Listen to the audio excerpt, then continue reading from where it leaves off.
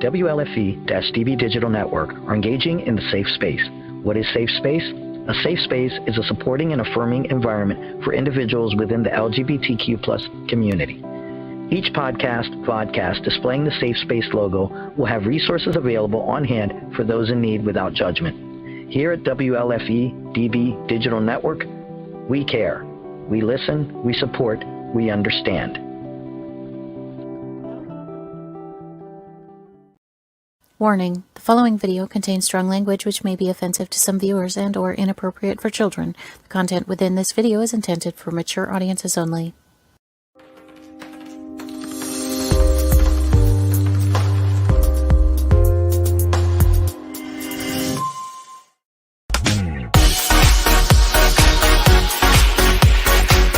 Inside the Drag Closet with Jade. Join Jade DeVere and her fabulous team of guests as they discuss all things drag, from wigs to makeup to performances and everything in between. Join us at WLFE-DB.com for upcoming shows and more.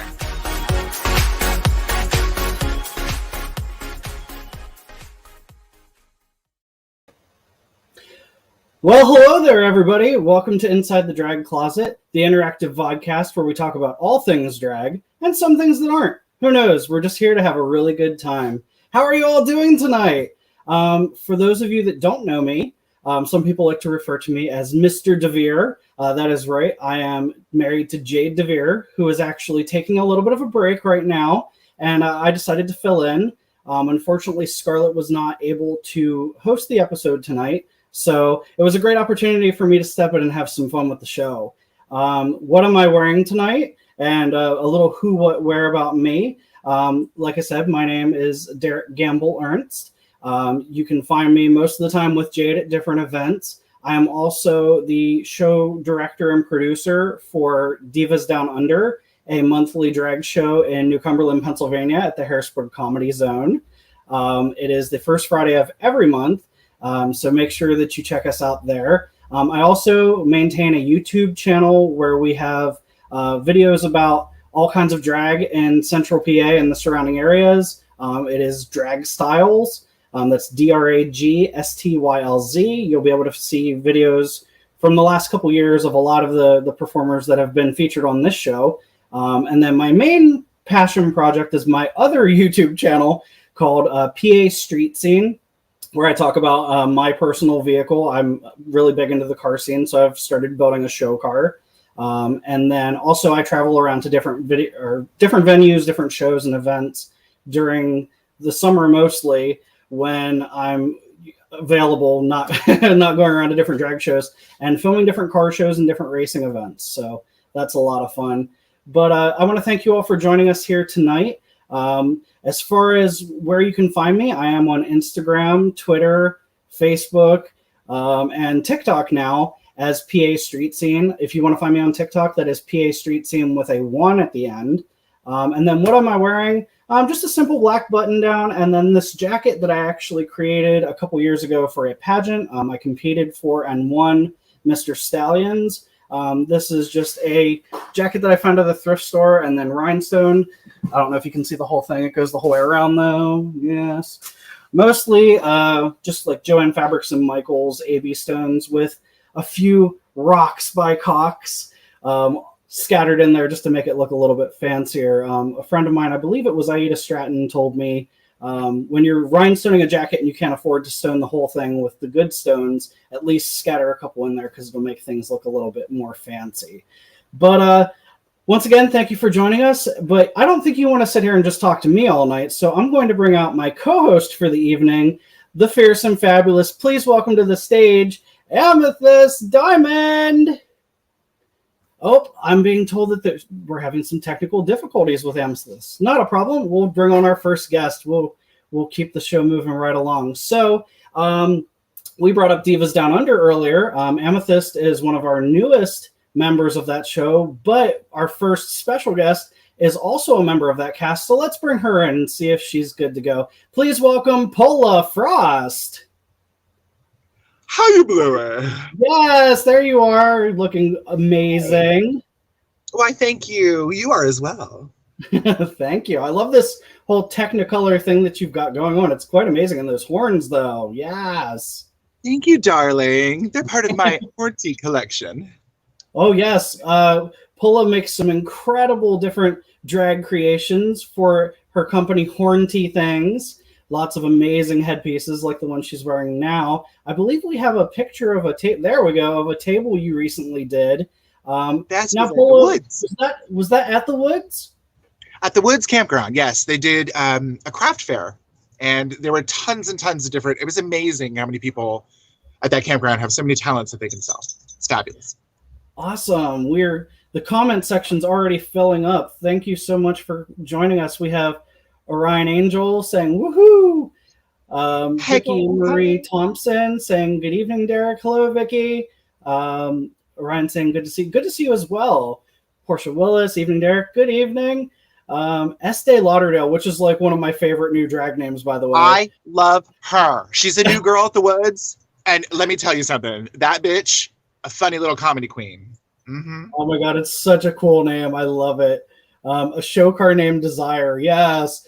Funny enough, my car is actually named Reggie.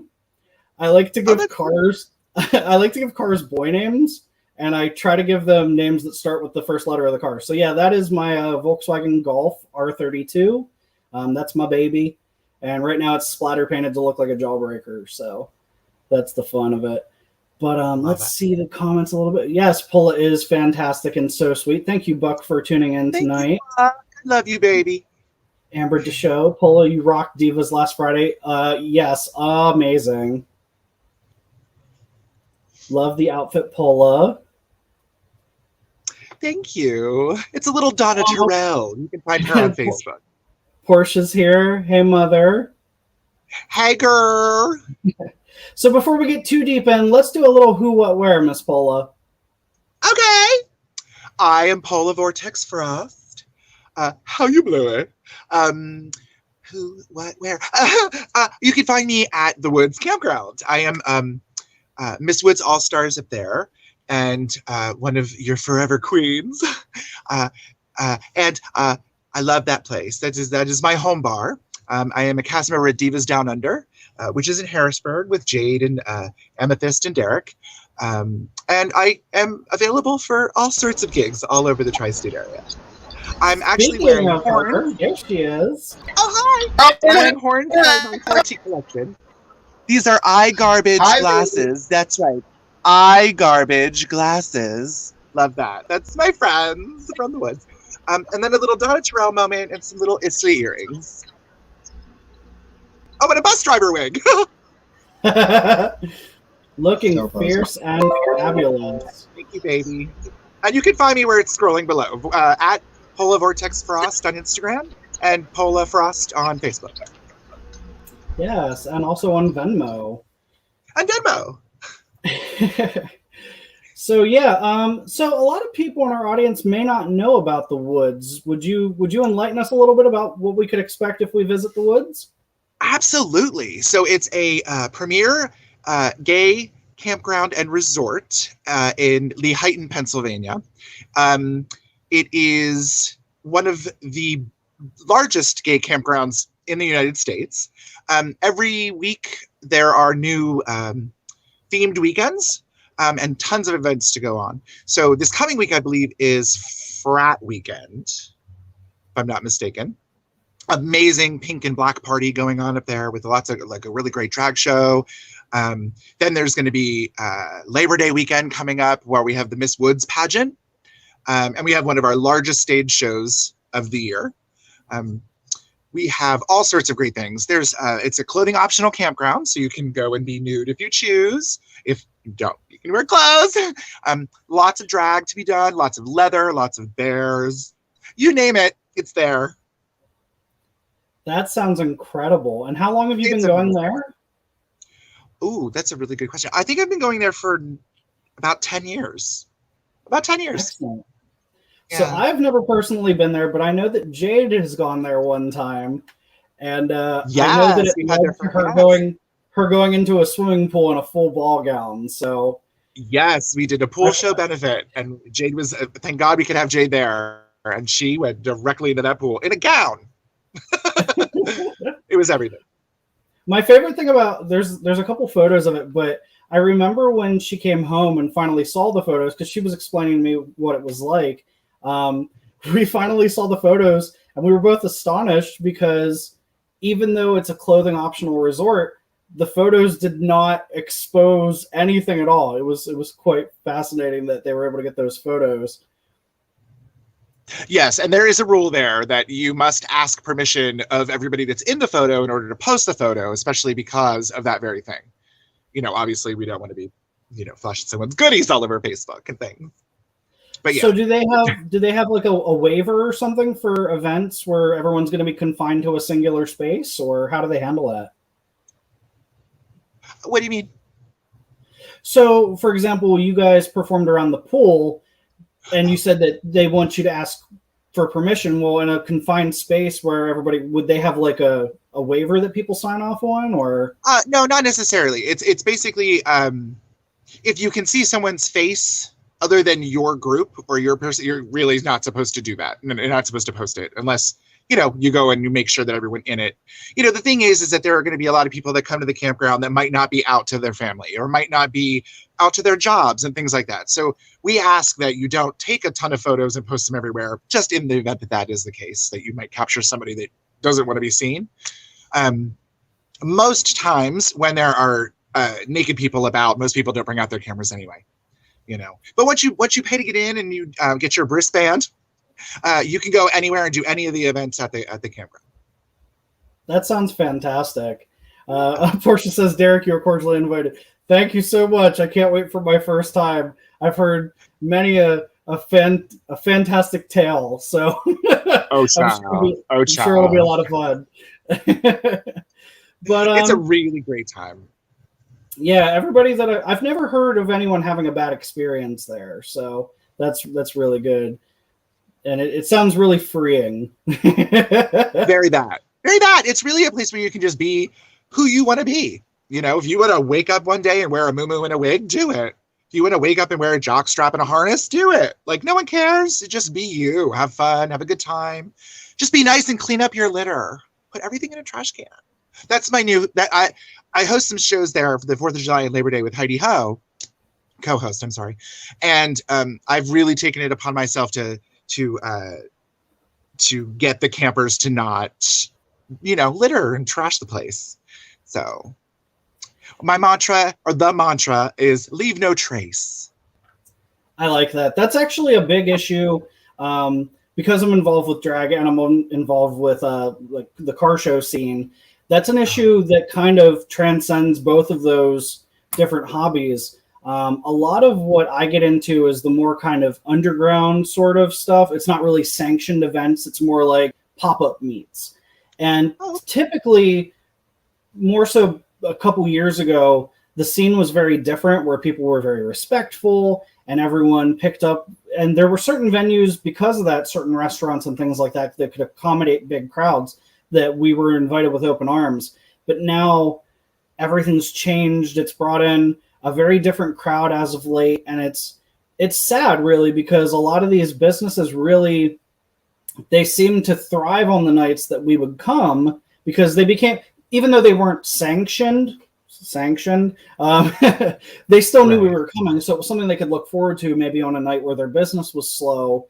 But when you get into, you know, people doing burnouts in front of people and like reckless driving, and especially with littering after you leave, like it really leaves a bad taste. And especially when you're at maybe a strip mall or something where the restaurant in the center invited you, but the owner is getting angry messages from every other business there. It's very similar to that. So yeah, clean up after yourselves. We're adults here. Amen.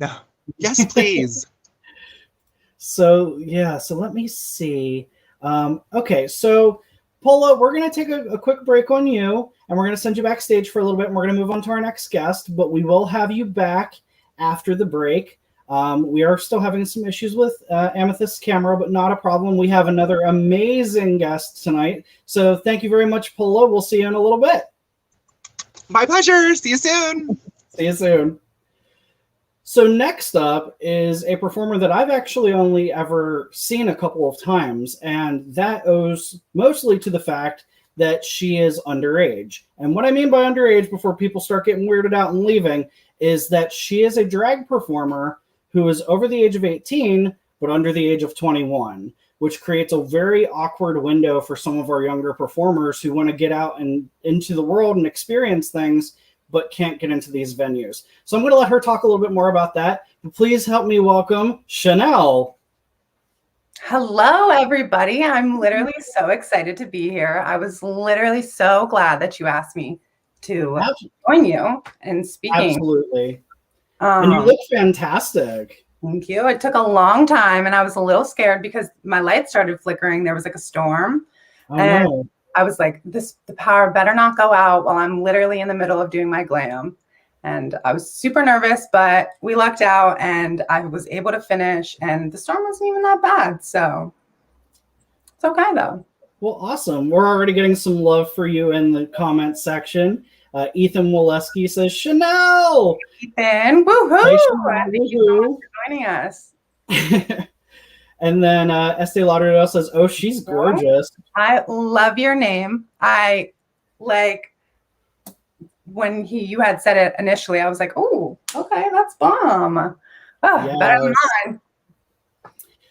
Tiffany says, Chanel love. My mommy, I love you. Mwah. Oh, we're going to talk about her in a second because I think she's fantastic. So she's amazing. We'll get into that. I get every good thing about me from her. Don't we all? Yes. Sometimes I don't like being compared to my mom when my grandma does it, but any other time it's great. I don't mind. Excellent. So why don't we give the audience a little bit of a who, what, where? Who, what, where? I am Chanel. I am 18 years old, and I give this very Kardashian-esque drag style. What am I wearing? Well, I was wearing something way better. I was wearing a nice skirt with this. I'm pretty sure it's from Fashion Nova. This is a pretty little thing top, but right now I'm wearing sweatpants because I just had to change out of the skirt if nobody was going to see it. But we got the good pictures, so keep an eye out for those.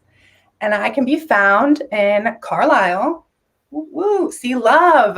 Gotta represent. I like being in Carlisle. It's very diverse. You could say that. There's a lot that happens here, and then sometimes nothing. And you can also find me on Instagram at Tyler Sandoval. Don't let the name discourage you. That is my Instagram. I don't have my username set as Chanel because I kind of share them between Chanel and Ty because when you get one, you get the other. That's excellent. Well, thank you for joining us tonight. I'm so glad. Yes, your look, even at such a young age, is so on point already. A lot of the younger performers that I'm starting to see come up, even the ones who just recently are of age to get into clubs, like Ariana Autumn and Ashlyn Manhattan, and Anastasia, even Anastasia Diamond, who has not been doing drag that long. It's all these amazing. I think it's because you guys have so much access to tutorials and different things that weren't there a few years ago. But the newer performers that are coming out of the woodworks, it's incredible. It took me years to finally be able to get something that I'm like, whew, I love. It took me years and lots of practice, and still every day, every time I do my makeup, I do a little bit of something different, and I'm like, ooh, I like that. So then I continue it on. So it's just kind of an everyday learning and growing and practice. Literally, you should have seen my makeup 2-3 years ago. It was I did see your makeup 2-3 years ago. Yes, like this. Sometimes I'll go back and I'll look at baby Chanel. I mean, I still am a little bit of a baby, but I think I've grown a lot. I'll go look at pictures of baby Chanel. I'm like, whoa, my wig wasn't glued down. You can see my lace. I'm like, whoa, who let me do that? And it was me, because I don't listen to what nobody says. If I like it, I like it. No, which is a great way to be. I think it's Raven who has said several times that, the longer you do drag, the more your look evolves, because really every drag performer's face is just a combination of all of the drag they're inspired by. You know, your nose may be inspired by one person, your eyebrow shape maybe. So it really just becomes kind of what you're into at the time. I'd say there's about 6 or 7 people that are on my face right now. Very Kylie Jenner right here. I got the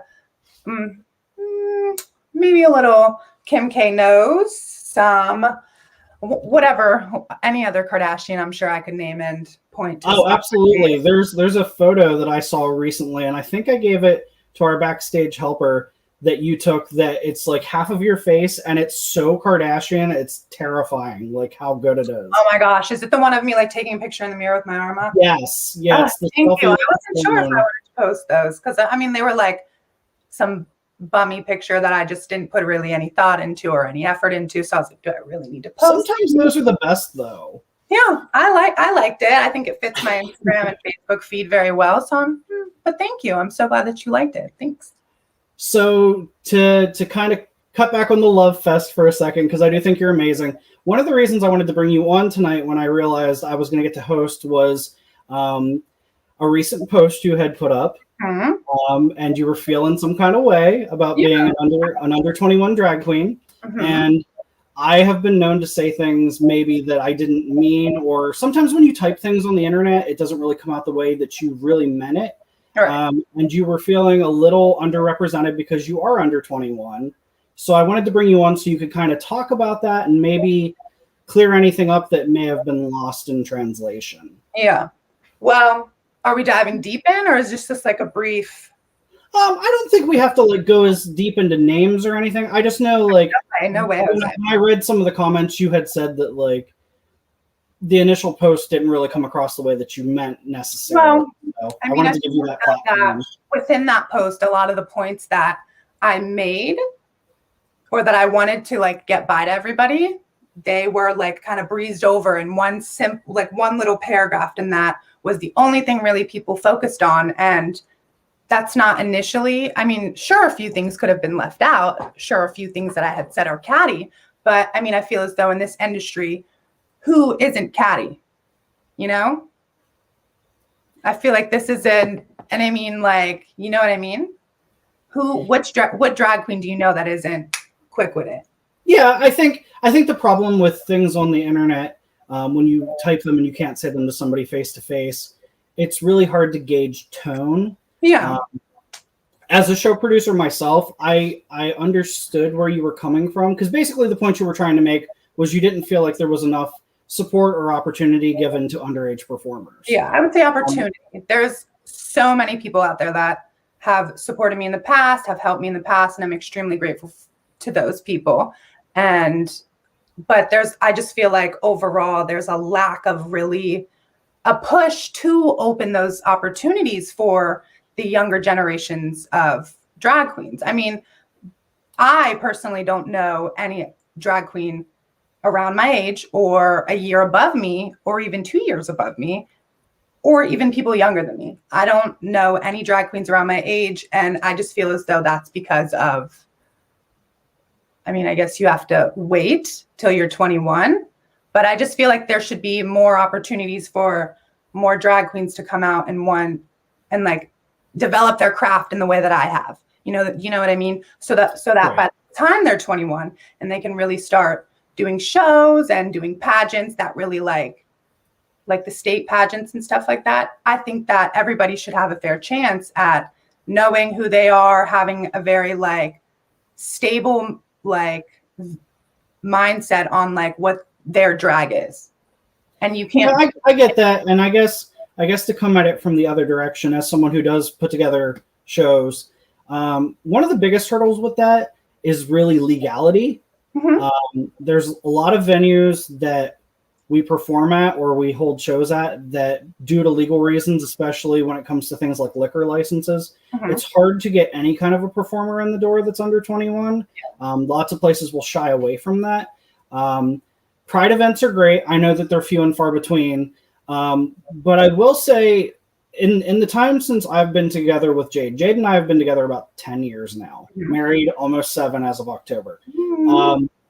So there have been pushes in the past for underage events, and quite a few times. And I think it's one of those situations, unfortunately, where they haven't gone very well, and it kind of takes the push away from people who want to do those things, because it's so hard to find venues and things like that. But I do think, first of all, your look is great. I've seen you perform. Your performance is great. Thank you.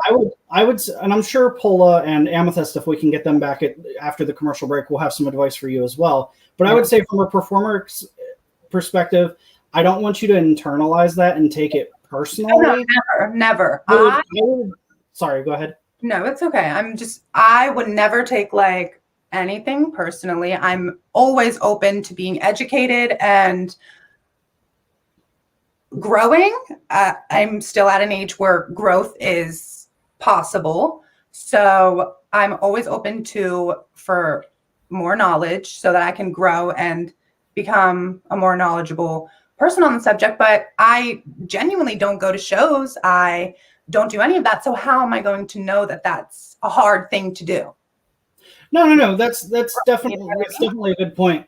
I would say that's kind of the sad truth of being an underage drag performer. But I would say I think you're in kind of a golden opportunity here, because right now, especially with the popularity of TikTok and YouTube Shorts and stuff, there's becoming a kind of digital renaissance that we're in right now with drag, where people who don't have a voice on a stage right now due to age restrictions can really find their voice online.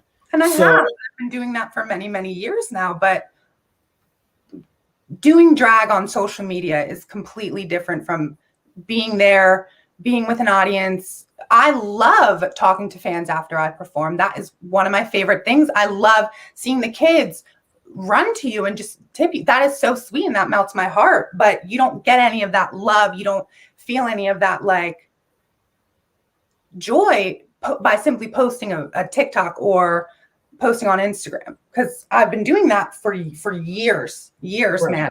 And now I feel as though that, I mean, never mind, but. No, you're okay. No, I get what you're saying, because I think even the over 21 crowd really got a taste of what you're talking about with COVID, because no one was performing on stage. Nobody. So there's definitely, I totally can understand the desire to have like an audience in person and things. Yeah. Like, I love the audience. I love the fans. They literally melt my heart.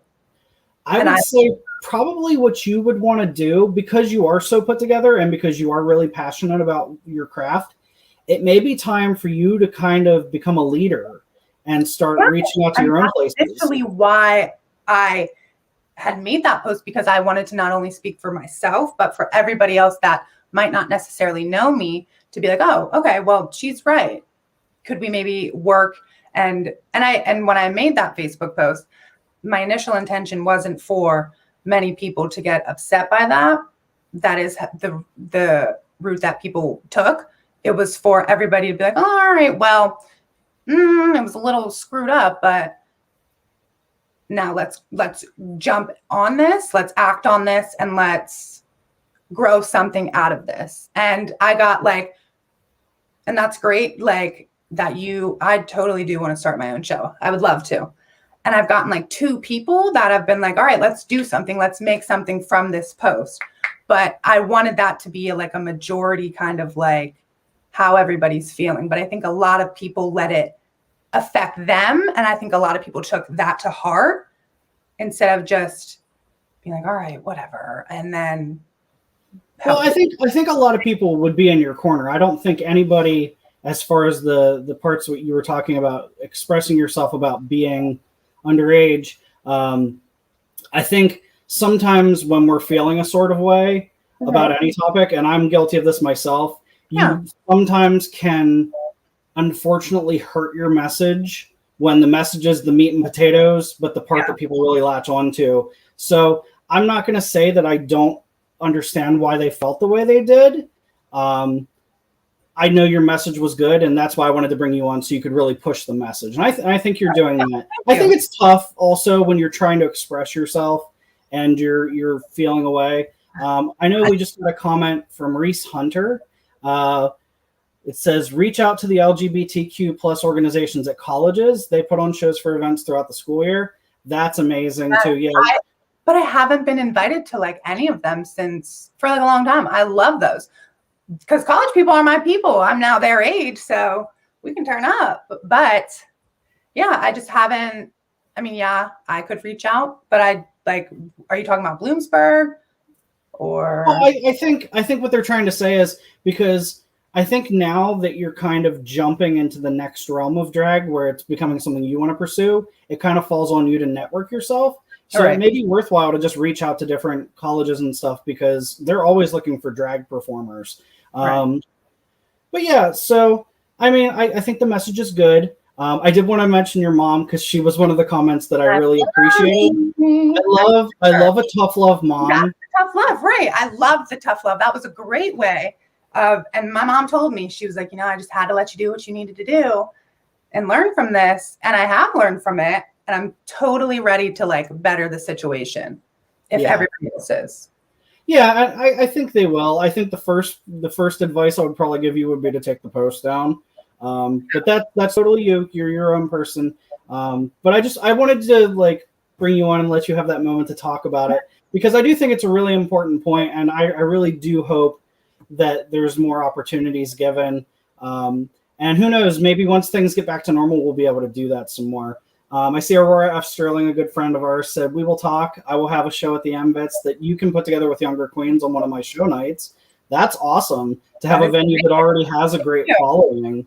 So, yeah, I think it goes to one of those things where it's like you attract, more flies with honey than vinegar or whatever. Right. Like sometimes even though you're feeling those things, it's probably just better to leave them to the inside. And I'm literally like the worst person at doing that. I mean, I often say things. I often don't cushion my words how you should.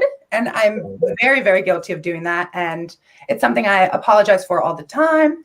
And so basically, I just think that, I need to learn how to lay my words. And I think that's something that you'll grow into more. Right. I think tonight was a great first step in that. Yeah. So with that said, I think we're going to try to get Amethyst back after the break. But let's move you backstage for a little bit. Okay. We're going to take a quick commercial break. And then when we come back, we'll have Derek's drag tip of the week. We'll bring back in Amethyst, and then we'll bring everyone in for a free-for-all question and answer. Thank you so much, Chanel. Thank you, guys. WLFE Digital Broadcast Network is on TV. You can watch all of our shows on WLFE-DB.com. Check out our channels. Paranormal View for all of your paranormal type shows. LGBTQ Friends for all of our LGBTQ shows. Variety Unlimited for all other shows. It runs 24/7 right on WLFE-DB.com. You'll even catch the lives, all in one place. Never miss an episode, past or future. WLFE-DB.com, where our shows are your shows. Here at WLFE-DB, you can find shows that vary in many topics. The paranormal, the creepy, heavy metal, and LGBTQ and drag. Our shows are your shows, and we want to provide a wide diversity for all to enjoy. So, tune in to Facebook.com/WLFEDB Radio. Like, follow, and share with your friends and family. Also, go check out our website at www.WLFE-DB.com. 2021 just got better. Your favorite shows from WLFE-DB Radio can now be found on Facebook Live and YouTube Live. Yes, we now video stream to both of those platforms. Search for your favorite shows like Where's My Sage, Inside the Drag Closet, Across the Pond, Everything Yet Nothing, Paratalk Radio, Step into the Paranormal, The Creepy Parlor, Just Cindy, and more. Now you won't miss an episode. Remember, follow Facebook Live and YouTube Live. Make sure you subscribe and follow your favorite WLFE-DB radio shows.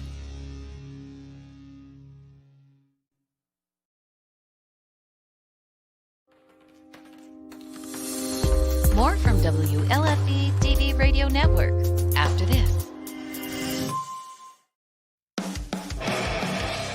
Hey guys and dolls, this is Casey DeVille, the better half of DeVille Inc., Baltimore, Maryland. If you're ever in Baltimore, stop in and see me and Tony. Invisible Brie, 5920 Eastern Avenue, Baltimore, Maryland, 21224. Give us a call if you're in the area at 410-400-9641, or look us up on the web at DeVilleInc.com. DeVille Inc., where we specialize in you.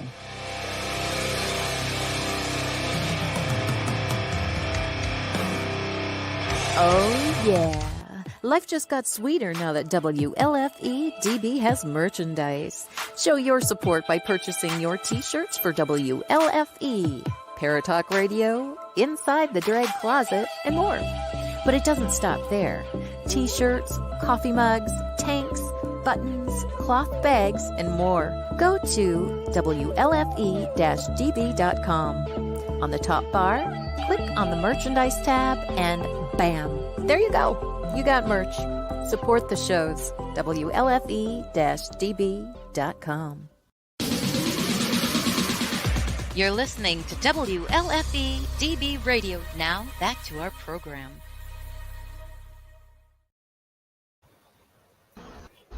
And we're back. Hey, hi. Welcome to the show, my dear. Good to see you. How are you? You know I'm always fashionably late. Not a problem. It happens to the best of us. Technology is great until it isn't. Technology, man. I'm getting too old to know how to do anything these days, you know? Same. So why don't you give the kids a little who, what, where? Sure, absolutely. Hey, kids. It's me. It's your girl, Amethyst Diamond. How you doing? Welcome to Inside the Dry Closet. Nice to have you with us tonight. I am the legendary, as I said, Amethyst Diamond. I'm a little crazy tonight, so don't mind me. Where can you find me? You can find me here in South Central Pennsylvania, where I live. You can find me performing all over the tri-state area, Maryland, Delaware, and Pennsylvania as well. You can find me on Facebook under Amethyst Diamond. You can find me on Instagram under Amethyst_Diamond1. What am I wearing tonight? This wig I actually got off of Amazon. It's probably about $20. The jewelry set, come on, you know, Rocks by Cox, a lovely orange and AB set, and Swarovski crystal set that I got from her not too long ago. And my frock is made by the Love Shop, the one and only Love Shop. You can find him online under the Love Shop or Amel Ari Dupree. Yes. And of course, we're already getting tons of love for you in the comments. Stop. Tammy Ruby saying, there she is. Hey, beautiful. She would know. That's my mommy. Daniel Jackson saying, hi, Amethyst Diamond. Hi, baby. How you doing? Vicky Marie Thompson saying, yay. Hi. I made it. Ethan says you're not old. Technology gets more advanced. No. Honey. It's bad. Now, this one's interesting. It says, hi, Amy.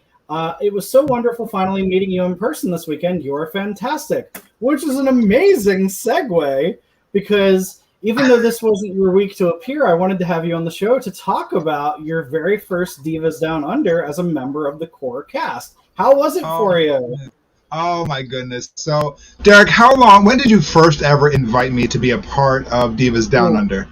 I want to say... I did my homework today because I wanted to figure this out. Yeah, good.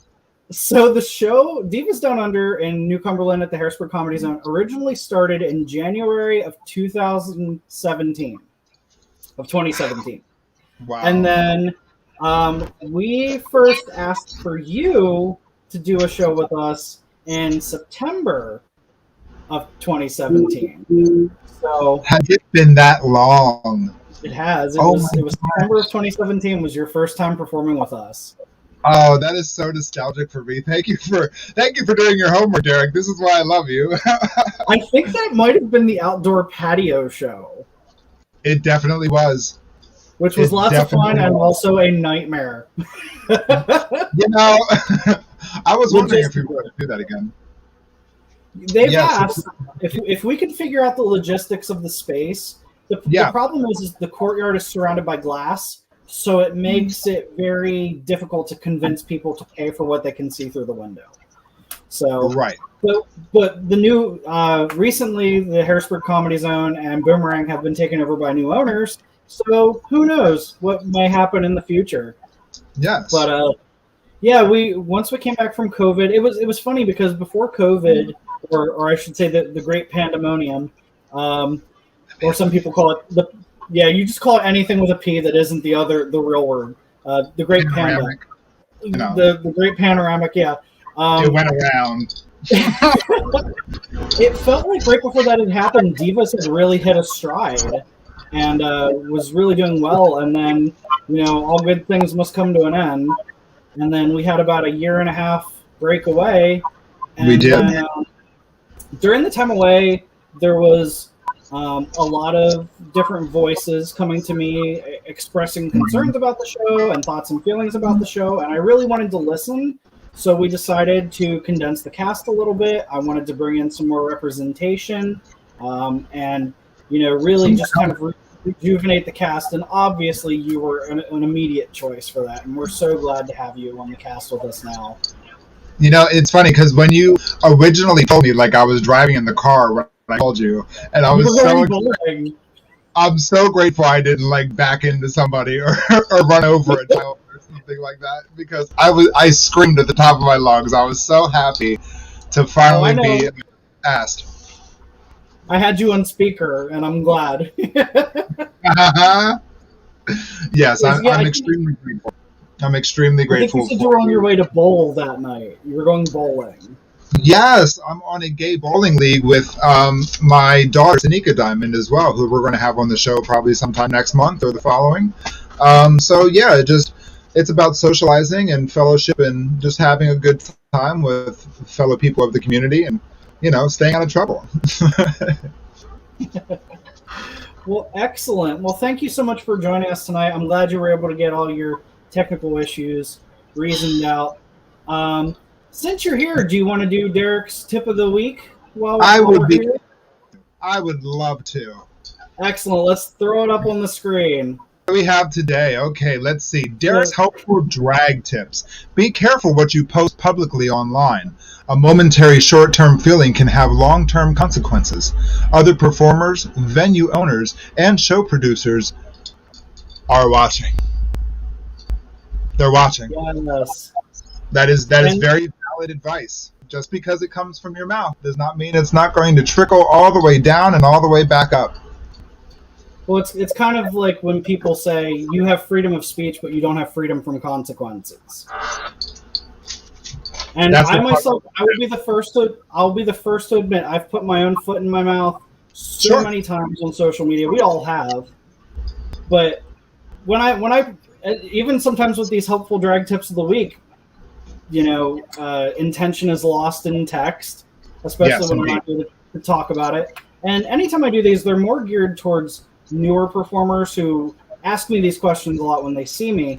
But I think this is some of the best advice I can possibly give, because just like we were talking with Chanel earlier, who is fabulous, so glad to have her with us tonight, something that has a really great message to it, if you don't word it just the way that you would say it, or if you don't take that extra time to maybe read over it, it can have a very different impact. And especially when you're dealing with like a newer performer, that might be your first impression for someone. Yes. Punctuation matters. Very, very much. Even speaking for myself, we all get wrapped up in our day-to-day lives, and, along comes a big storm and we just want to vent publicly, but, and it's okay to do that, but what you put out there doesn't go away, and it can be misconstrued. It can be taken all kinds of different ways. Nobody knows your true intent via a text message or written word. So, yeah. Absolutely. I've done that many times myself. I can't say that I have regret about it, because I feel that there's life lessons to be found in everything, even our mistakes, especially our mistakes. So, yeah. Oh, look, I'm frozen again. Oh, no. But it's a lovely pose. You're fine. I will say, thank God.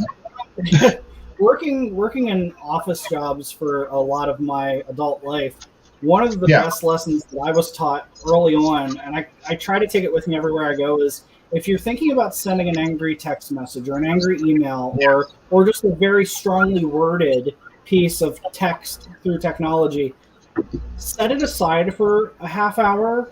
And at the end of that half hour, if you still feel that way, then go ahead and post it.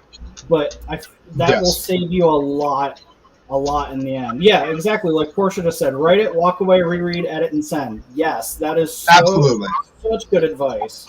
Absolutely. You got to take a step back from that, actually analyze it and look at it from a different point of view, and then ask yourself, is this valid enough to be my future, in social media?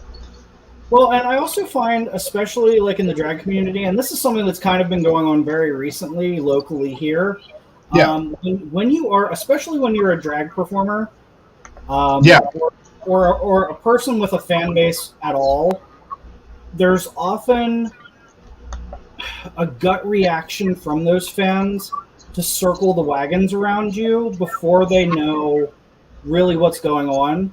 So it can create an issue that, while it was important, when that starts to happen, it can blow things really out of proportion, and it can cause a lot of unwanted consequences. Absolutely. So it's just very tricky. I agree. Really deal with stuff like that. But I think with that said, I'd love to get 2 more opinions on that. So why don't we bring everybody back? Everyone, please welcome back Paula Frost and Chanel. Come on back, everybody. I'm going to do a quick little refresh, and I'll be back as well. I love you. All right, Amethyst, we'll see you in a moment. All right, babies. So we'll start off. Paula, what are your thoughts on Derek's tip of the week? Yeah, I mean, I would say the same thing. I like to write it, and then I reread it, and then I delete it. And then if I feel like I still have those feelings, then I go back and I rewrite it. Because it's always something that you might have missed or you want to elaborate on.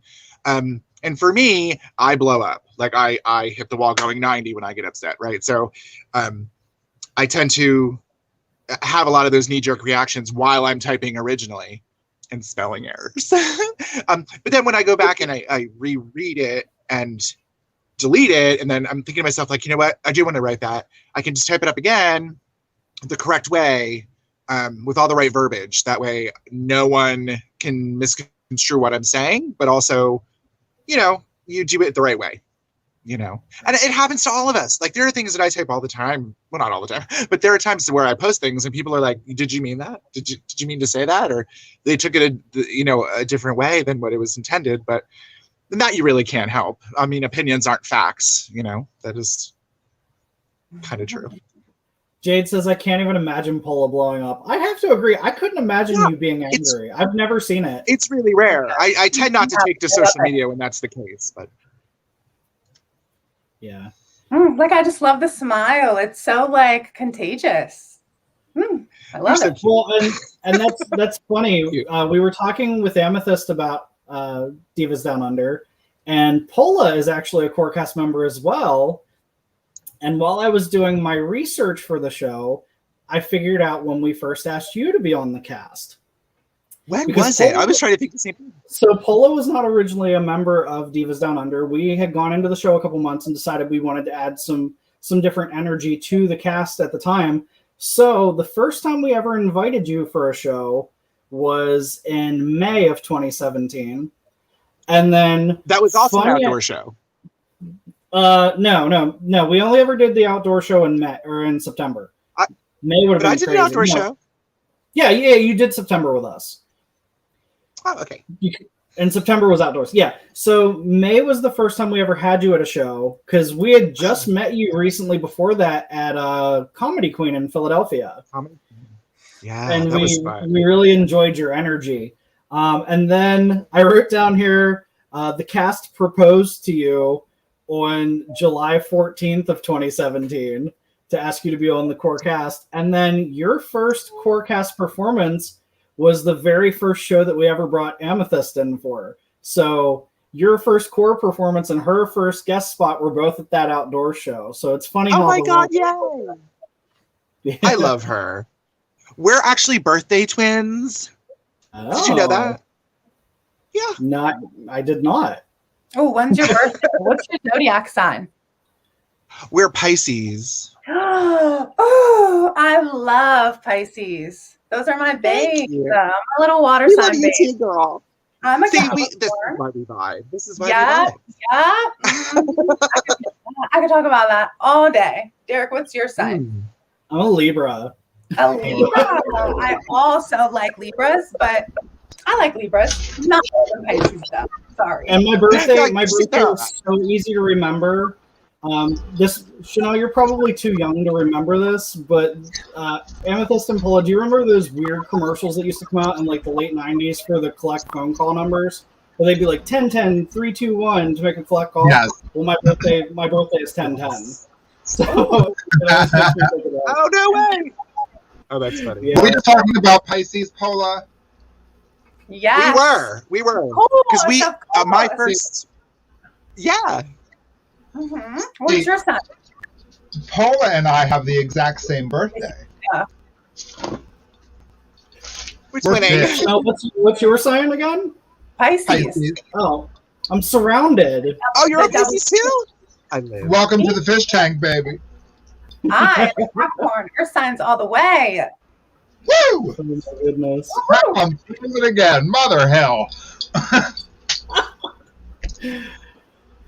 So yeah, if anyone has questions for any of our guests or myself, now would be the time to do it. We're just going to basically open the floor up. You all look beautiful. We did get an email question for Pola, so let's dig into this for a second. My name is Mrs. Estee Lauderdale. I live for that name, and Miss Paula Frost is the reason I'm doing drag today.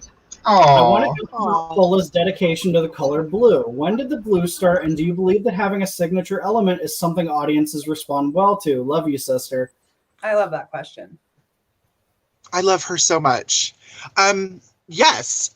So the blue came about because, so when I started doing drag 1.5 years years ago in the Ice Age, all the drag queens that I was around were all doing very pageanty, very female illusion. And I was like, no, ma'am, I'm Priscilla, Queen of the Desert all the way. And so when I thought about my character and what I wanted my character to be, all of the heroines from comic books and TV and cartoons, they all had blue hair. Stormer from Gem and the Holograms, Frosta from She-Ra, they all had blue hair. Wonder Woman, even in the comic books, it was black, but it always had that blue highlight. And so I thought, that's me. I'm her. I have the blue hair. Plus, my name is Frost. So it just kind of made sense. But absolutely, something like that an audience will remember you by will absolutely take you far. There are people that are always like, oh my gosh, if you didn't have blue hair, I wouldn't realize it was you. So it's absolutely helped me. Yeah, that seems to be the same with Jade. Jade wears a lot of purple hair. That's kind of her signature color too. Yeah. Ooh, I love an awesome question from Vicky. For our lovely guests, who has inspired your drag? Chanel, we'll start with you. Who has inspired your drag? Mine's so easy. Okay, so I think I take a lot from the famous women that I love and worship. So like there's little elements of Rihanna in the way that I perform, a couple elements of Beyonce in the way that I also perform. But as far as looks, Kylie Jenner, Kim Kardashian, all the other Kardashians, Kourtney. Yeah, pretty. Well, you nail it, girl. Thank you. A lot of years and a lot of makeup. Yeah, but once you're old enough to hit those stages, they are not ready. That's what's so great. Like I was saying earlier with Ariana Autumn and Ashlyn Manhattan and Anastasia, and there's a million more. I don't mean to leave anybody out, but all performers who were underage, and the first time we saw them, we were like, we might as well quit. Like there's so much time to prep beforehand and so much to learn and so much access. It just really sets you up to start off running, which is what you're already doing.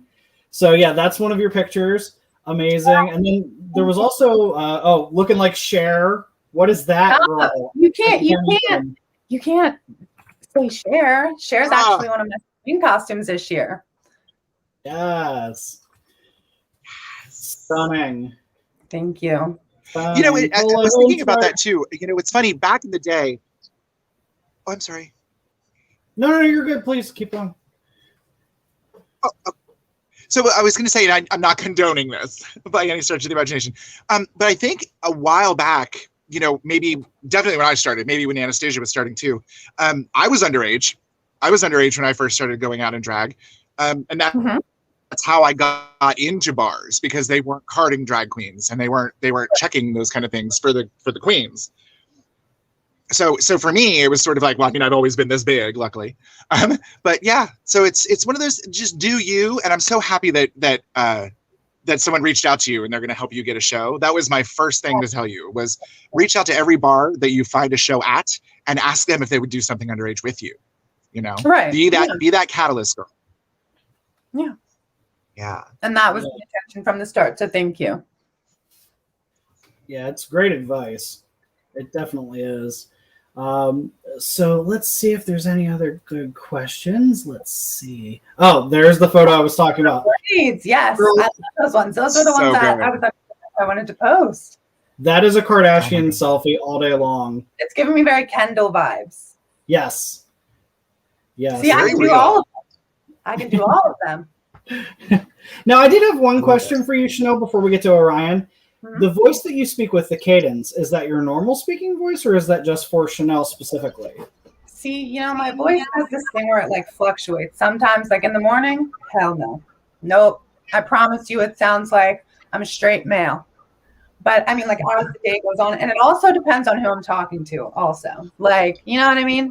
So like this is like my normal voice, but it also can go higher and lower depending on who I'm talking to.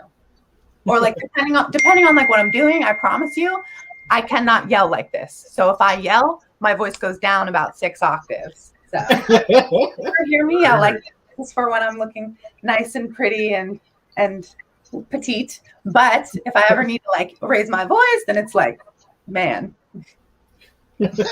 Bible. Bible. I'm so shocked I haven't said that at all lately. I promise you, my friends literally roll their eyes at me. They're like, Bible, come on. I'm like, come on, Bible. Like, we need to go do this, like right now. And they're like, Bible, okay, Kim. And I'm like, Amethyst, do you want to answer that question real quick now that you're back? Who inspires your drag? Sure. Tell me the question. Yeah, who inspires your drag?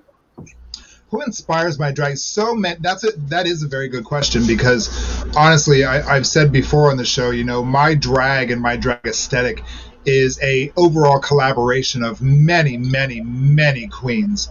Like anybody I meet inspires my character.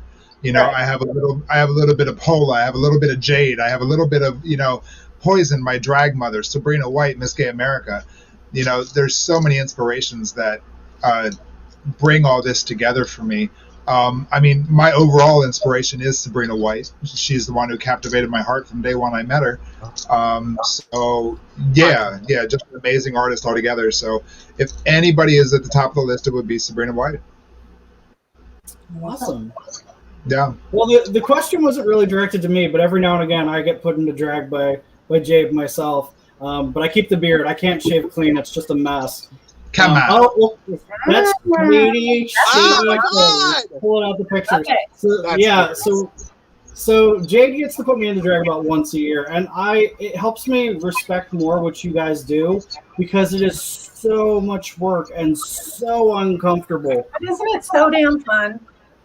Not for me. Surprisingly, for me, it is not. No.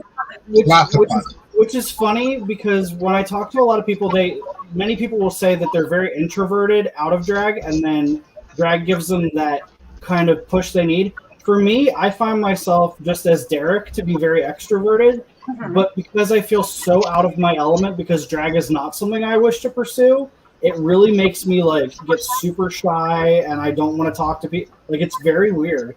But the couple times that I have been put in drag, I would say my inspiration, my drag name is actually Husky Varna, like the chainsaw. Wait, say that again? Husky Varna. What? Husky Varna. Oh my God, I live. Yeah, like the chainsaw brand. There we go. Thank you, Jade. So I would say in those moments when I do let Jade put me into a face, my inspirations are some of the local bearded performers that I know. Two of my favorite being Miliana Denial and Jackknife Complex. I'm not actually sure if that's the drag name they're using anymore, but the last I like that though. And they're incredible. So, but yeah, I think we have a lot of questions to get to here in the comments section. So let's get started. Jade, what do you got for me? Ooh, Orion Angel, is that why your name is Paula Frost? Because you got started in the Ice Age? Oh, they called you old, girl. Shade. Bury that. They called you old. Right. Okay, Portia. They wouldn't be wrong. Asking, what was your first drag name? Is this for everybody? Yeah, let's start with Paula. Did you have? I'm not sure who it's directed for. So, did anyone else have it? We'll change it up. Did anyone else ever have a different drag name? I did not. Yeah. It's been Chanel since day one. We went through a lot, but I mean, I guess my first one was technically Chanel Tyler, but I eventually just dropped the Chanel and started making people just say Chanel. Because I like the one name thing. All the best have one name. Cher, Beyonce, Madonna, right? Good point. Madonna. And Amber says, Paula, you are one of my favorites and seem so nice. Chanel, you're beautiful, and I can't wait for you to be 21 to perform at Divas. yes, I'm so excited. It's gonna like 4 years. That'll be Well- Paula and I's retirement show. That's where that's going to be. Stop. Here comes Granny. Here she comes. Right.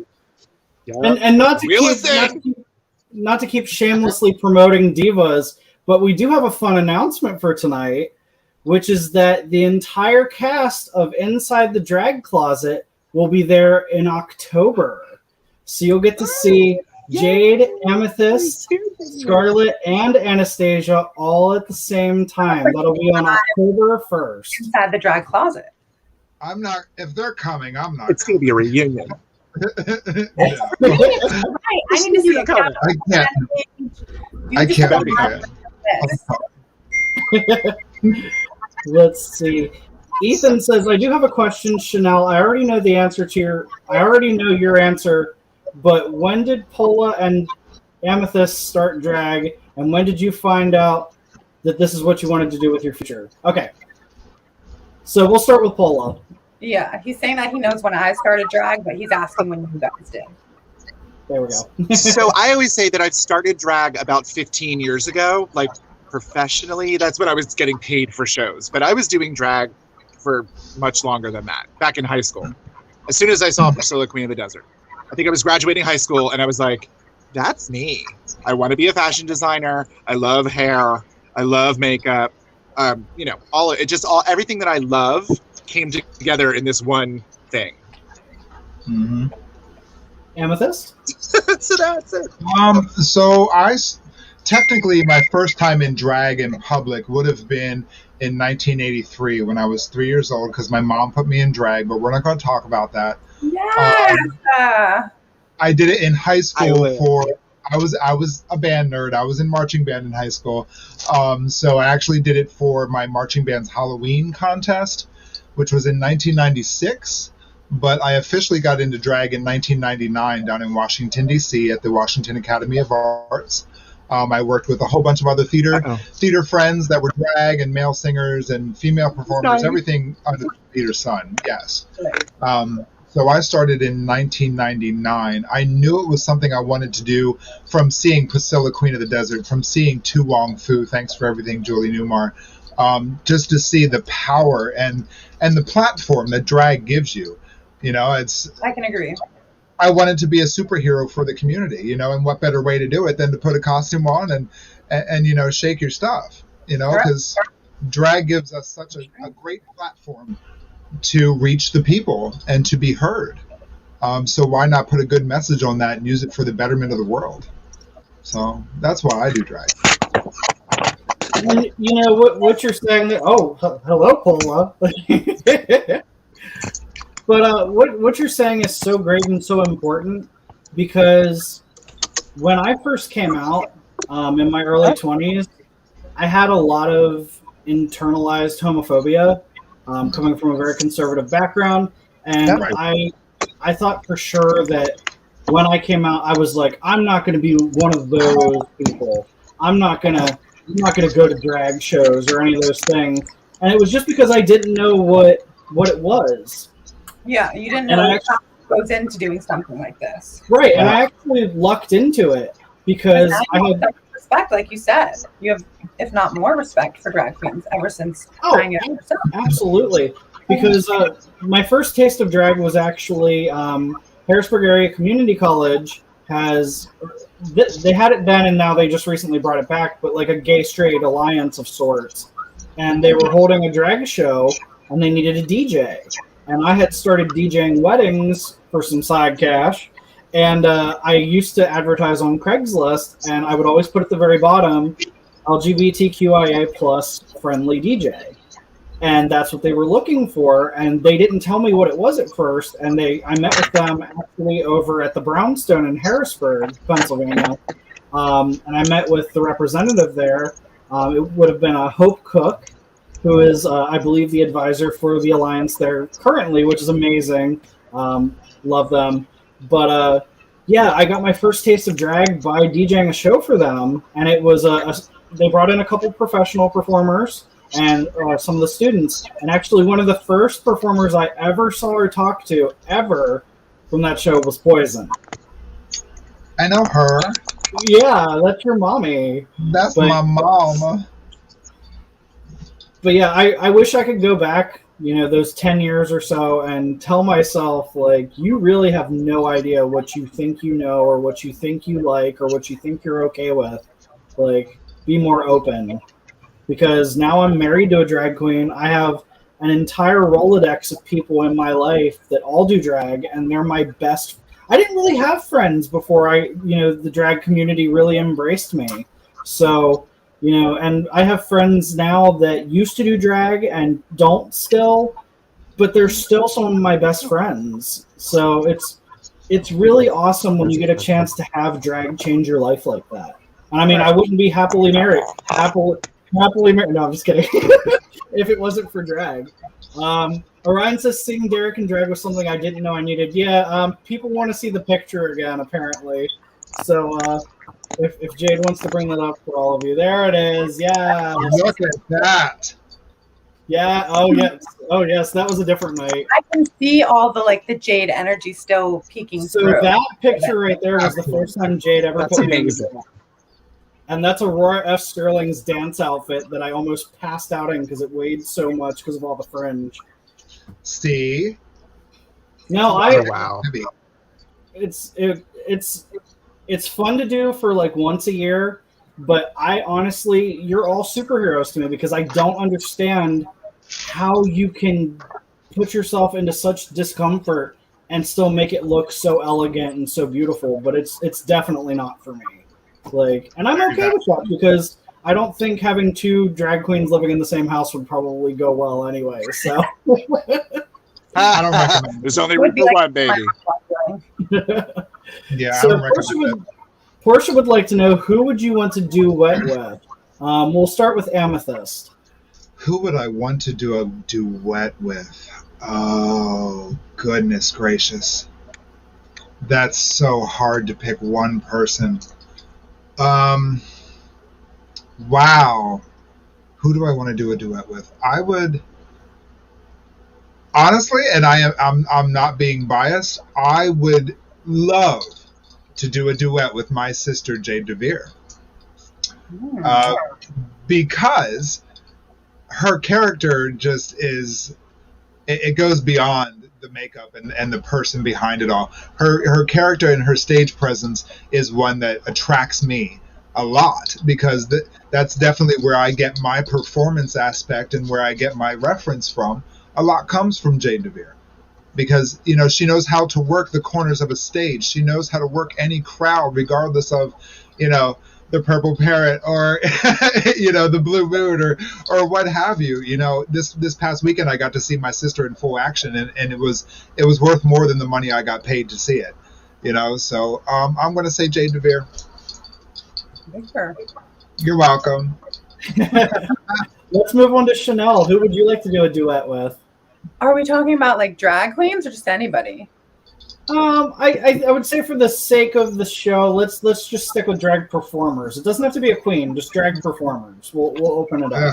Drag. I think I'd like to do a number with Ariana again, because we haven't, literally since my very first show, we haven't.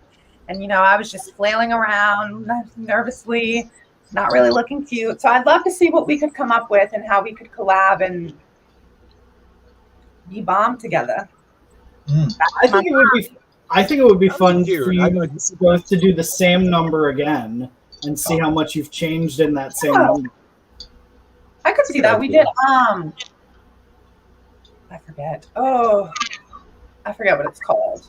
But yeah, it's totally not my style now, but I would totally do it again for the sake of our duet. Okay. Paula, who would you like to duet with? That's a really good question. I don't tend to do a lot of numbers that are duets, so I would probably do one with pretty much anybody. I've done one with my friend Gloria Hull at camp. That was fun. Awesome. And I think I did one with Fifi once. That was fun too. But yeah, I'm down for anything with anybody.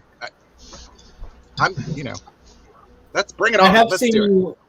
I have seen you duet with Felicia O'Toole before, and they are incredible. We love Fifi here. I think I saw you both do like anything you can do, I can do better. Might have been one of them. I think there's been a couple over the years. I think it was like a Jackie Beat remake of that, actually. Yeah. Yeah. Very cute. That would be a really good show idea. Just call it duets, and have the whole thing, every number all night long, are duets. Yeah. Portia had actually suggested in the comments a duet show for divas. I also think that it would be cool to like Divas have like, super yin yang kind of vibe people to see how they can collab together and make something that's super still true to themselves but super cool. Right. You know what I mean? And that sounds like a Drag Race challenge. Yeah, it does. I think it'd be cool. I love it. Ooh, Daniel Jackson wants to know, Chanel, what made you want to get into being a drag performer? It was it was a collaboration of my mom, John, and Ariana. I think I went and I saw a show with all of them in it, and I was like, oh my God, can I please get a picture? And I had like boy makeup on, and she was like, yeah, of course. And then she was like, your makeup looks so good. It didn't. She lied to me. But yeah, I go back and I look at those, and I'm like, oh. But she was like, we all start somewhere, girl. Don't beat yourself up. Right. She's like, your makeup looks great. You should do drag. And at first I was like, no. Because when I was younger, I used to have the worst stage fright. And I don't even know why, because I used to dance but I've always just been looking for like an outlet to express myself in different ways. And that's what, after the first show, really made me continue to do it. And all the love you get from the crowd. And just because, like, especially now, like, getting into Chanel is like putting on just like this boom. And I'm literally on top of the world. That's awesome. That's fabulous. Actually, in the comment section, Aurora F. Sterling had a great idea. An older queen and a younger queen duet show would be fabulous. I think that'd be so fire. I actually like that idea. That would be a great way to bridge the gap too. Right. And it brings everybody together. That would be amazing. If anybody could make it happen, it's definitely Aurora. She can definitely do that. She's the best. I think we lost Amethyst again. Oh no. Estee Lauderdale, we need to do our Tiger King duet, Paula. Absolutely. Estee, anytime you want to do it, we're done. It's done doing it. I love her. So who is Carol Baskins in the duet, though? That's what I was going to ask. She can be Carol. She can be Carol. She did Carol at camp, and it was amazing. I'll be the tiger. Hey, why don't I be the tiger? Well, oh my God, that's perfect. And I'll be the blonde guy. Yes. What's his name again? Oh, you're going to put me on. I forgot. That's why. His name is Joseph Allen Schreibvogel or Joe Exotic. Yeah, Joe Exotic is his stage name. Joe Exotic. Oh, okay, that's it. Yeah. I was like, no. I've never heard that before. You were using So Alex would like to know how long it normally takes to get ready. Paula, we'll start with you. Well, it depends on what level of drag you're looking for. I can do it in like 20 minutes if I have to. At camp, we do camp drag, which is sort of like throw it on and have a good time. And then we do like stage drag, which is what we do at Divas. And it's, you put it all together and it's all glamorous and everything is done head to toe. That takes me about an hour, maybe. Now, again, I've been doing it for a very long time, and you end up, kind of having like a stamp for your face, right? So after a while, you get much faster. Thank you. Eye garbage also. Eye garbage. But yeah, about an hour. An hour for face, and then maybe 20 minutes to get in body. Yeah. I would also say that it all depends on what level you are going for, because I can most definitely get in glam in like 15, 20 minutes, but that's like for like supernatural, like model off-duty look. Like I'm telling you, it's literally nothing on my face. And it still takes 20 minutes. But if you want like today, I really beat my face and I really focused on detail. And it took me like 2 hours and 15 maybe, but I've gotten faster. You've got the time. Why not use it? Yeah. Sometimes I don't. So that's why I just be having to slap something on. Like normally I don't do my eyebrows. I did them today. But yeah, so there's little things that I'll pick and choose what I really want to show attention on. And yeah. And I'm zooming in, girl. You look amazing. I don't know how far we can go. That's close enough. Thank you. But that's great that you've already established like different timetables for your face, because you will find once you start getting into venues and stuff, there'll be time where you say, oh, I've given myself time to get there 2 hours early, and then you're on the turnpike, and then there's an accident, and you get there a half hour before the gig, and like you have no choice. Like, right. So, but it's not going to look exactly like this. Trust me, it won't. But it looks kind of like that. My nose just might look a little bit. Estee would like to know, how do you transition from drag being a funny hobby to becoming a paid performer? You perform as much as you can. Right. Paula? Yeah. So when I started doing drag for performing, it was all about doing benefits, charities, AIDS benefits, anything like that I could throw myself into and say, hey, you know what? I just want to get on stage. I just want to help you raise money. I want to help you, blah, blah, blah, blah, blah. And slowly but surely, people started seeing, they were like, wow, you're funny. Wow, you're really entertaining. You do really great shit. Like, let's give you some coins for this. Yeah. And a lot of times too, you got to remember that when you get put into a show, sometimes before you get paid, you're just there to get tip spots. And there's nothing wrong with that, but keep in mind that eventually at some point that has to end for you to make money, right? So at some point you have to say, you know what, I'm worth more than that, just doing that. I still do free gigs all the time, and I still do, benefits and charities all the time. But I try to focus my drag now more on getting paid, if I can. Yeah, I think it's important. I think it's important when you start out. Just never say no. I think that's the biggest thing for me. Never say no. Just take every gig. That's exactly what I was going to say. When you're first starting out, don't be picky and choosy unless it starts to hinder you financially. But really, a lot of the more seasoned performers will say it's paying your dues, and it's really about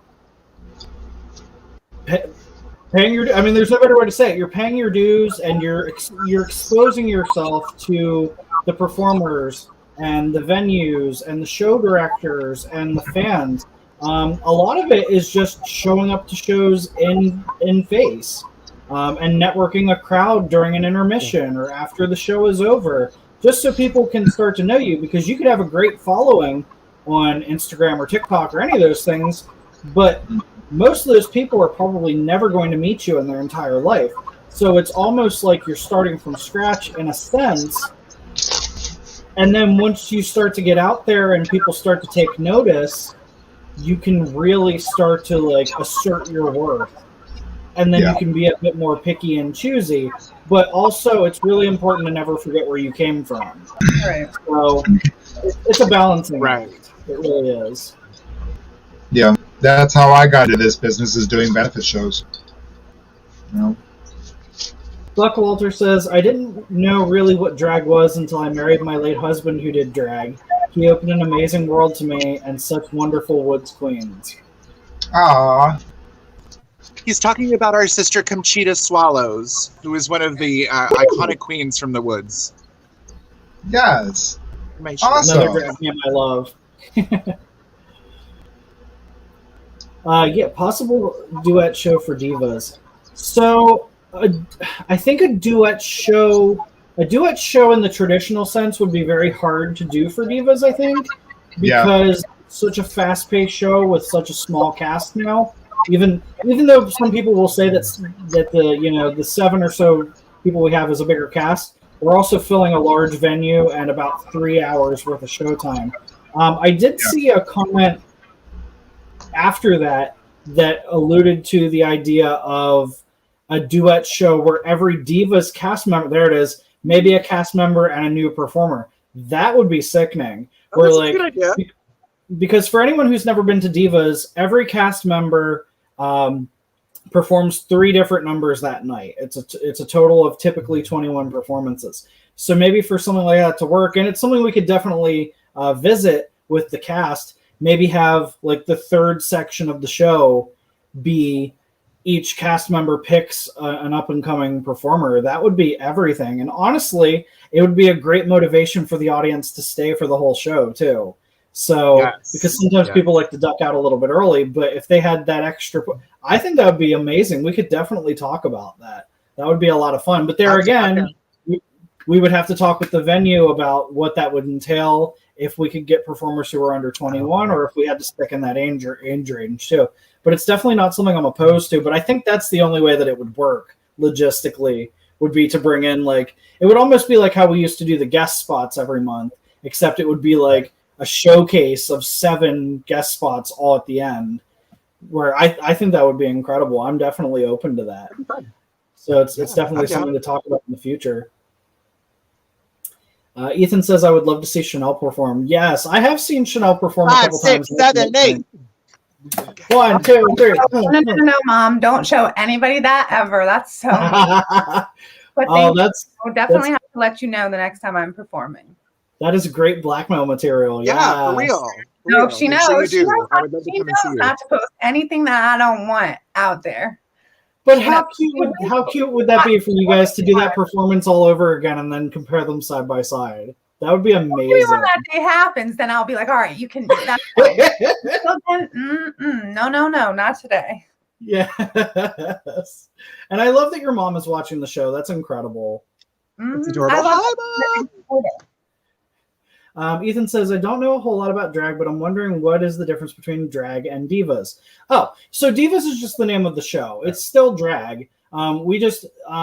So yes, it's that, which of we're course all you can divas. Yeah, we're hoping to have tickets posted either later tonight or by tomorrow for our September show on the 3rd, where you can see Paula Frost, Poison, Jade DeVere, Anastasia Diamond, Amethyst Diamond, and our 2 guest spots this month will be Georgia Versace Couture and Nevaeh LaVixen. So it's going to be an amazing show. I love Nevaeh. I mean, I love I love them both. I love them both. Oh my god, I'm so excited. But yeah, I get so excited when I see these people coming. I'm so excited. It's so much fun for me to book guest spots. And honestly, for anyone asking, we're completely booked out for all of 2021. So we will take new bookings for next year within the next couple of months. But the story with Divas, the real quick version is Divas actually started out many moons ago as a show called Queens of the Night, and it was ran by a different show producer. And for whatever reason, it just wasn't bringing in the crowds. So the owners of the venue at the time spoke with Jade and a couple of the other performers and myself, and we reformatted the show, took it over, and started calling it Killer Queens. And Killer Queens was around for a while. It was in a different section of the hotel in their ballroom, and it got so big that we eventually outgrew the room, but the solution at the time was not to give us the bigger room. It was to buy a church, essentially, that was selling all of its interior out, and they lined the entire ballroom in church pews for us to have seating. And it worked. That's awesome. Wow. That show was amazing, and it lasted for a while until the venue sold, and then sat empty for a couple years. And then they changed it to Boomerang, which is what it is now, which it just within the past few days has changed ownership again, but I believe it is staying as Boomerang. But when we brought it back, we were able to bring back a lot of the same people, but we wanted to rename it something that kind of mixed in with the Boomerang vibe, because it's kind of like an Australian sports bar. So we thought Divas Down Under was fun. So every time I say Divas, I'm just referring to that show. But all queens of Divas, yes. So interesting. I didn't know that. But yes. So let's see. Any other good questions in the comments section? Oh, there we go. I have Chanel's Lion King audition for Broadway that she did. That's my blackmail. I love your mom. Post it. Post it. It already is up. It's up. Trust and believe. But we will link it somewhere.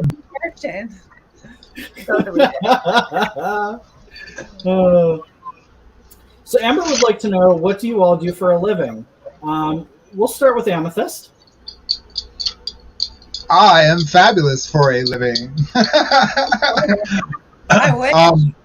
As of June of this year, I quit my full-time job to do drag full-time. Before that, though, I was in fine dining and hospitality, mostly in Lancaster County, Pennsylvania, for about 15 years. So I'm a big foodie. I love wine. I love the whole idea of hospitality and service and everything that falls in between. But I love entertaining people more, and I love being a drag queen so much more. And after 41 years in this world, I am finally able to do exactly what I love, and I'm grateful. I'm so grateful. So yes, I do this for a living. Congratulations. That's a hard road to travel. But if you're a sickening queen like you, I don't see you having any issue with it. So congratulations. That's awesome. Way to be your own boss and a boss. Exactly. Lady boss. Yes. Exactly. So what do you do? Are you a student? Are you working? I sling boxes in a warehouse. I hate it. That's where I get these muscles from. You know? Yes. That's how I stay trim. I work in a hot ass warehouse, and I make sure the packages get to you when they're scheduled to at UPS. Shout out to the not the best job, but it pays for this. It pays for all of this. You know? So I'm happy. That's right, baby. Paula, how about you? I was a trained makeup artist for many, many years, and now I'm an artist. I do drag, and I work with foam and make hats and all sorts of fun things. So yes, horny things. Excellent, boss. And when I'm not hosting drag shows at the Comedy Zone, my day job is actually I work for a company here in Pennsylvania that is the originator of polycarbonate snow guards, the little attachments for different kinds of roofs that keep snow and ice from falling off and hurting people. So shout out to them. The company name is Snowblock Snowjacks, and I'm actually sitting in my office right now. So thank you for them. They're amazing people to work for, and it's a great small company, small family-owned business with international reach, and I'm very grateful to be a part of it. They treat me really well here. And they actually come to Divas sometimes, which is awesome. So, that's cool. How long have you been with that company? So I just recently celebrated my 10-year anniversary here. Okay. That's awesome. So Congratulations. I've been here for a while. And beyond that, I try to be the king of the side gigs. So I do a lot of graphic arts on the sides. Before COVID, I was the main graphic artist for Stallions Entertainment Complex in Harrisburg. And hopefully I'll get back into that post at some time. But all the posters and things you see for Divas, all the marketing and stuff, I handle all that. And then I also handle social media marketing for several different small companies and real estate agents. So I'm always busy, when I'm not doing the YouTube channel, which hopefully someday will make money. Right. So yeah, busy. You're definitely the fifth member of Fifth Harmony here on Inside. Right.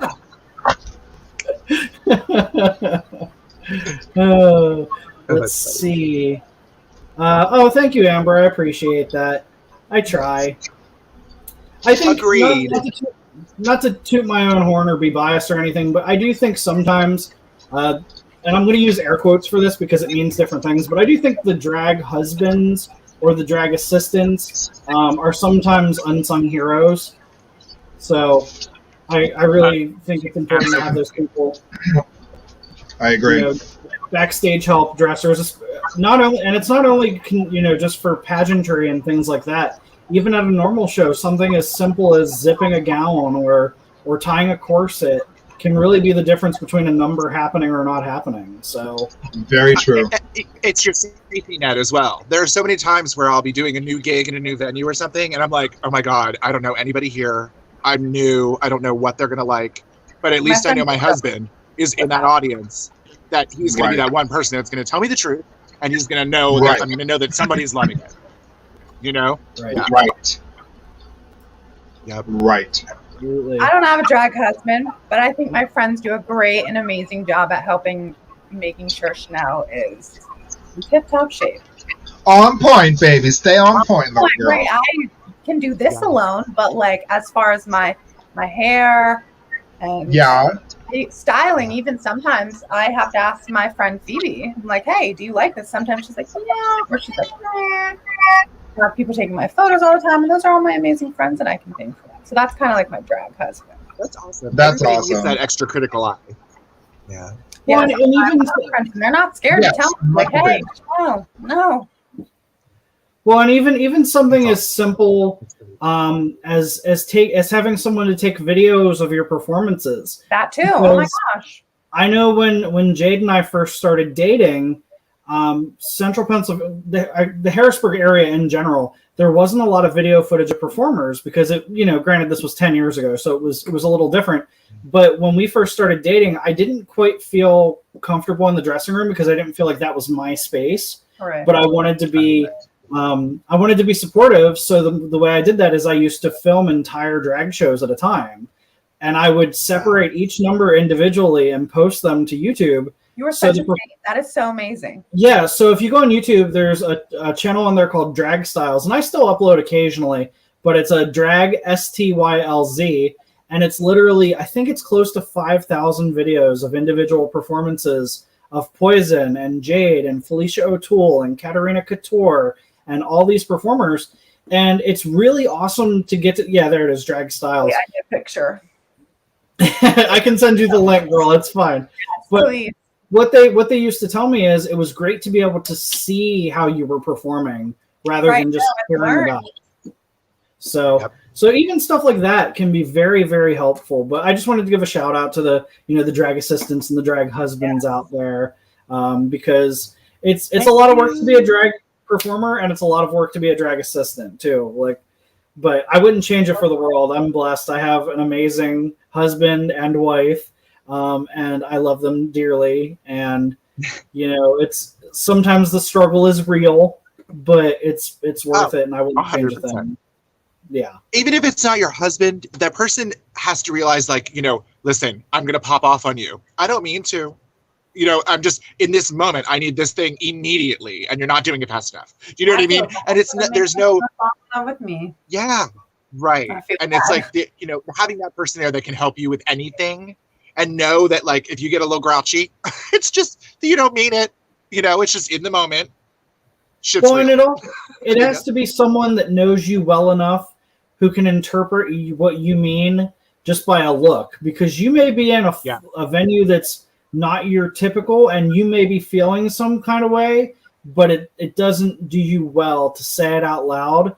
But a certain glance or a certain gesture can really, if you have that person there that knows you well enough, it can really be helpful. And you almost create like an unspoken language. And of course, shout out to the drag mamas. There are not enough of you, but we love you. I want to give a shout out to my mom as well, because she adores Jade.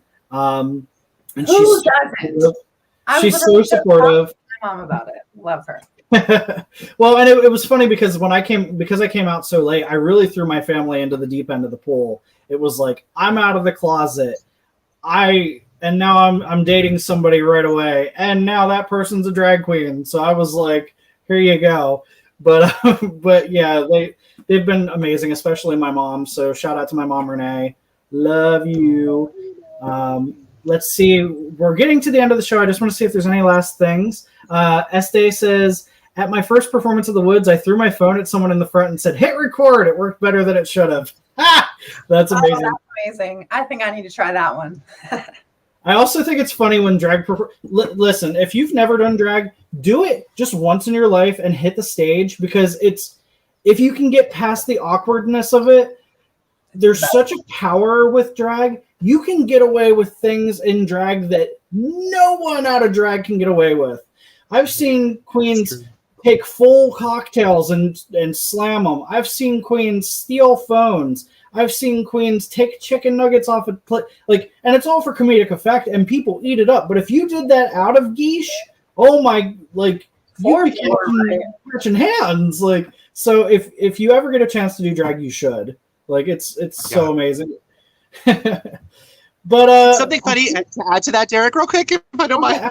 At the Woods, we have a Drag Your Ass to Camp weekend where it's all about new performers, and all of the season girls get together, and we do makeup classes, hair classes, wardrobe styling, all sorts of different things like that. So Chanel, keep an eye out for that. The Woods Campground. Okay. That sounds like everything. Under the age of 21, though? Is that offered, or I'm going to work on that. I currently no. You have to be 21, but I'm going to work on that. We're going to see what we can do. Okay. Excellent. Well, before we go, a couple things. Make sure to check out the merch for Inside the Drag Closet. I didn't mention it earlier, but if you do love the show and you want to show some support on your body or with your accessories, we have T-shirts. We have Jade's personal favorite, the fanny packs. I love the T-shirt. We do have the tie-dye T-shirt. We also have the beach towel for the summer. And there's stickers of all the different performers. So make sure you hop on there. That's www.jadedevere.com/merch to go check those out. Again, www.jadedevere.com/merch. So definitely make sure to check that out. And before we go, one last shout out for Divas Down Under on September 3rd. We hope to see you there. Like I said, tickets will be available hopefully either tonight or tomorrow. They are $20 for VIP, $15 for general admission. If you can get the VIP, spend the extra $5. It's totally worth it. But with that said, I'm going to give everyone a chance to say a quick goodbye to everyone. So, Paula, we'll start with you. Do you have any last words for the kids?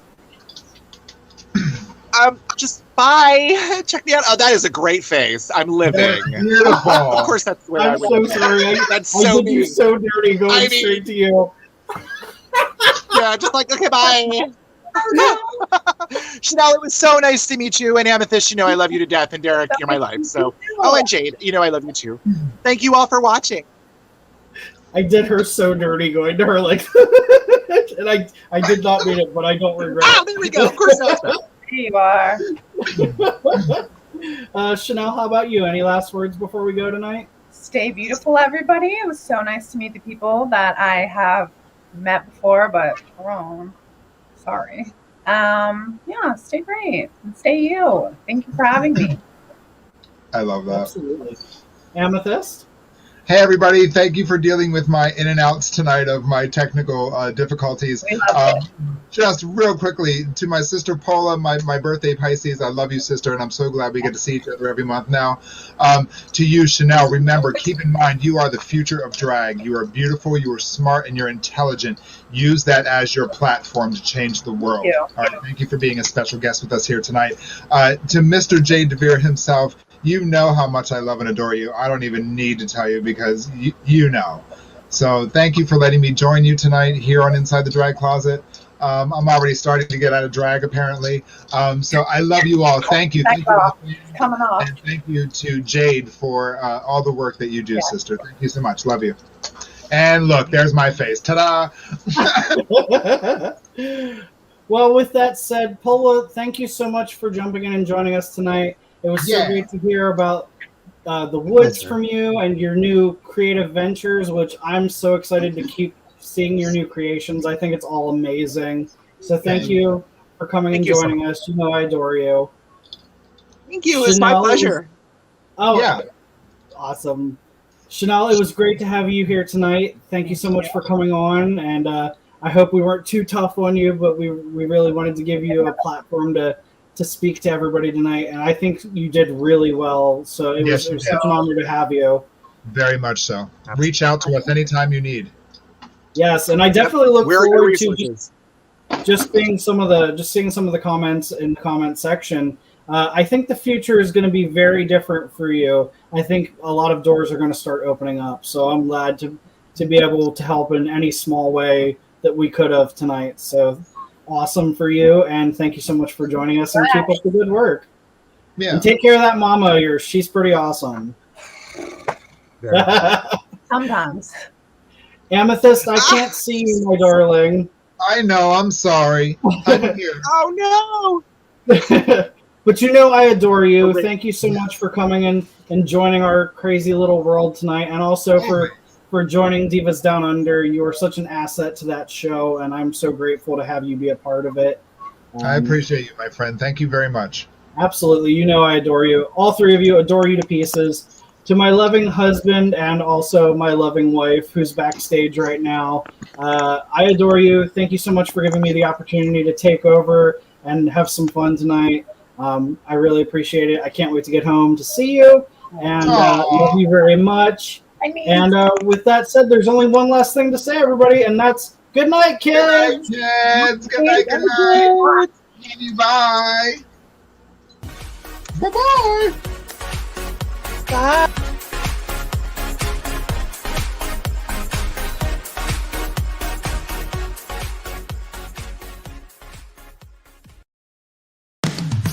You've been listening to WLFE-DB.com, where our shows are your shows.